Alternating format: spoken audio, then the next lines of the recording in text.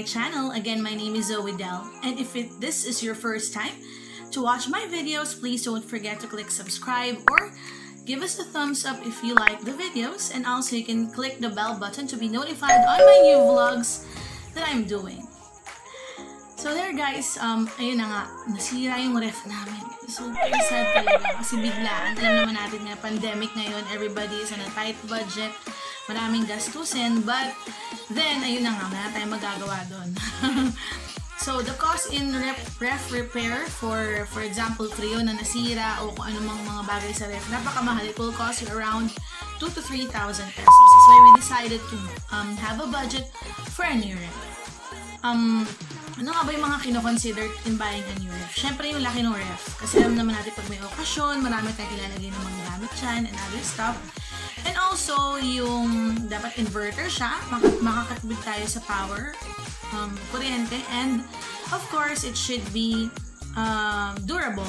It should last for a long time. Our previous ref lasted us for around 10 to almost 11 years. So, dapat ganun din yung maging level ng tibay ng ref, or more pa, 10 years or more. So our previous ref's brand is Electrolux. By the way guys, this is not a sponsored ad, and right now we decided to go ahead and buy a new ref. So anong brand nga ba yung new ref namin? So anyway guys, sorry, I didn't get my nails done. Sobrang changing ang nails ko ngayon, but that's fine. So this is a very slight empty ref tour.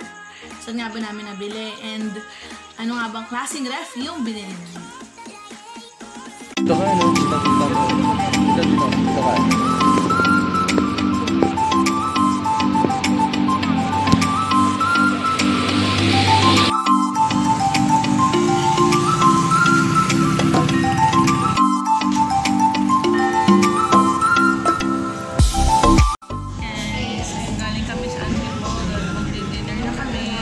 Sila na makakuha ng picture natin, lagi natin shooting na rin.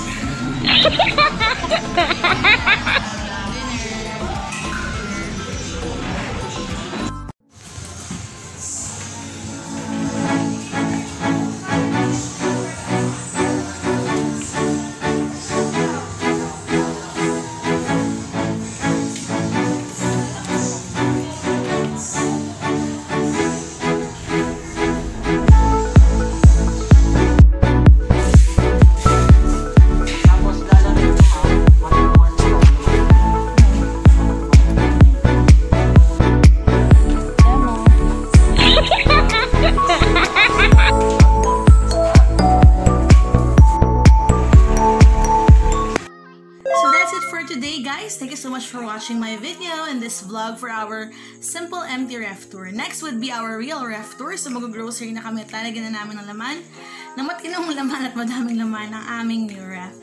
So I hope you enjoyed this video. If you are not yet subscribed, please click the subscribe button and the thumbs up if you do like my videos, and also please don't forget to follow me on my social media accounts. It's on the description box, and also click the bell button so you get notified if I do have new videos. So thank you so much for watching this video. I hope you're all safe and well and good there. Please don't forget to follow the protocols. Always wear your mask and face shields, and take care of your health.